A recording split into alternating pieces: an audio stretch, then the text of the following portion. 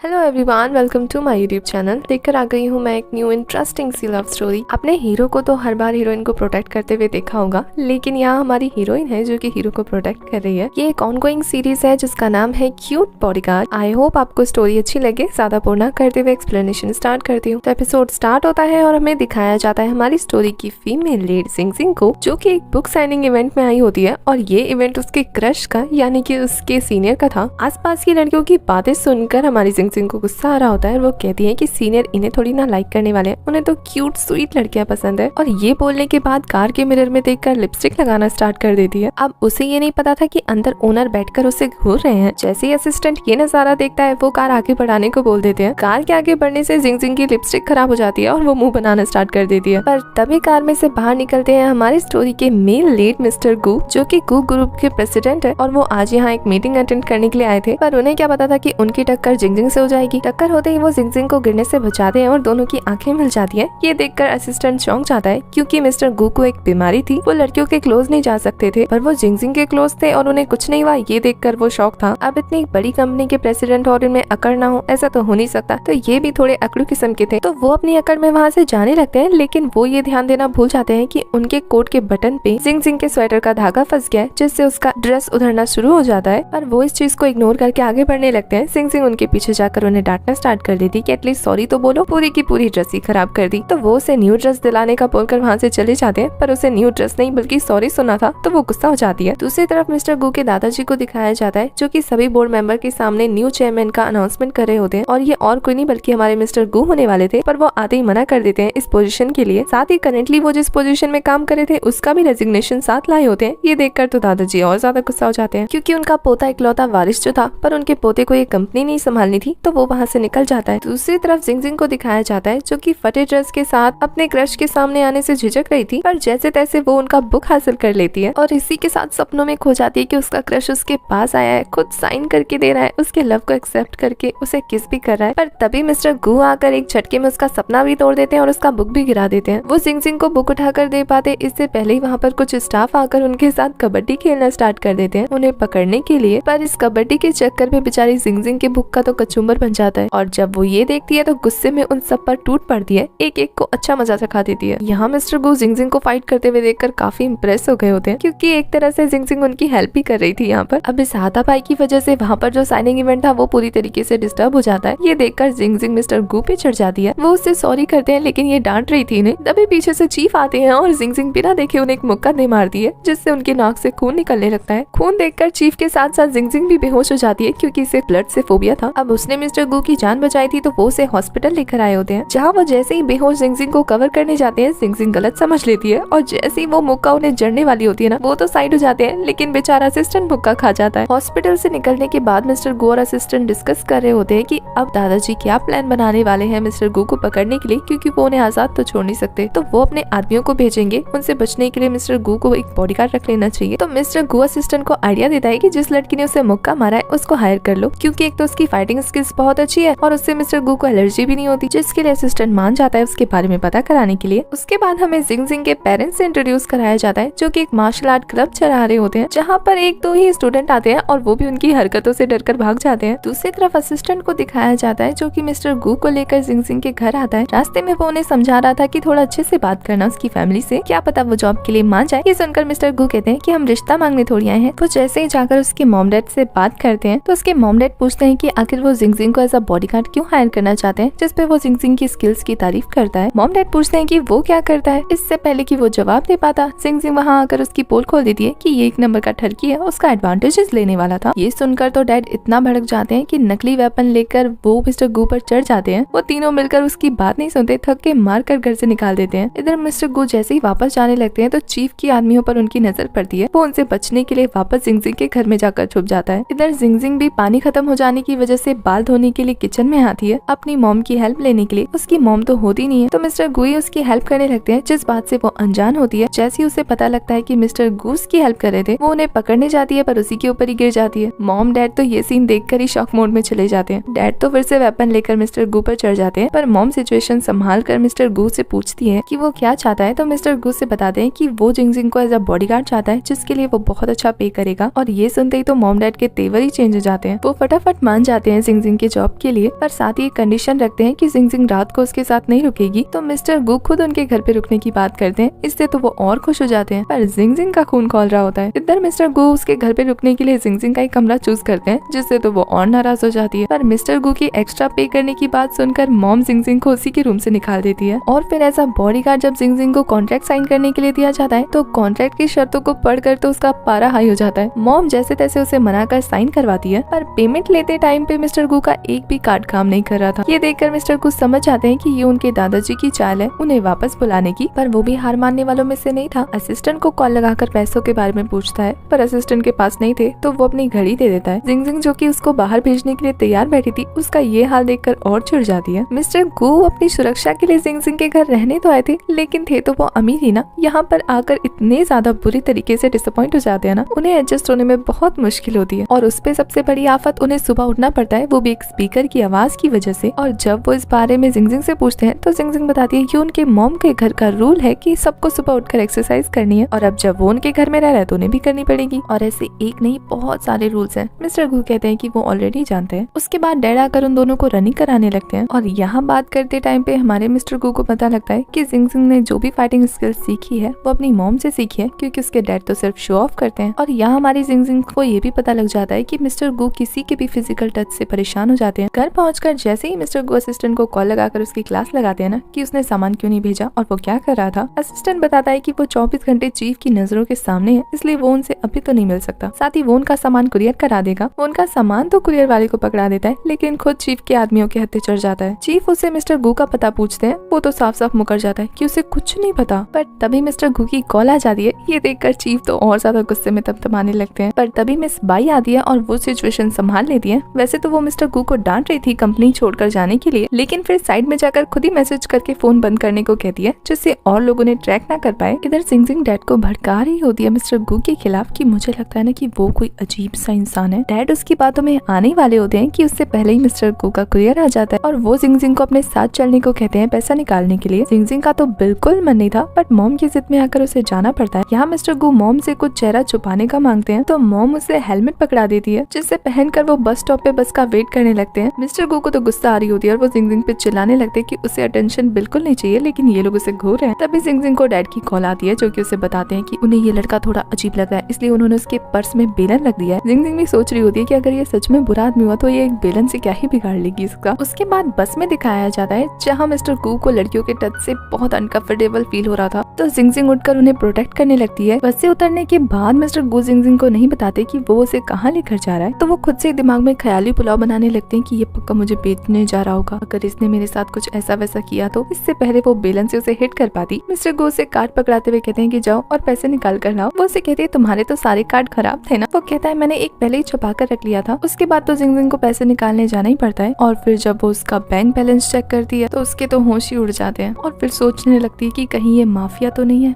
या drug dealer, पक्का कोई गैर कानूनी काम करता होगा, नहीं तो इतने पैसे आए कहाँ से इसके पास। इसको अटेंशन भी पसंद नहीं है, सबसे छुपता भी फिरता है, पक्का पुलिस से बच रहा होगा। यही सब बुरा बुरा सोचकर जाकर एक बेलन दे मारती है मिस्टर गू को, और फिर जैसे ही मिस्टर गू के सर से खून निकलता देखती है तो खुद ही बेहोश हो जाती है। मिस्टर गू से ऐसे देखकर संभालते हैं और इसी के साथ हमारा ये वाला एपिसोड हो जाता है खत्म।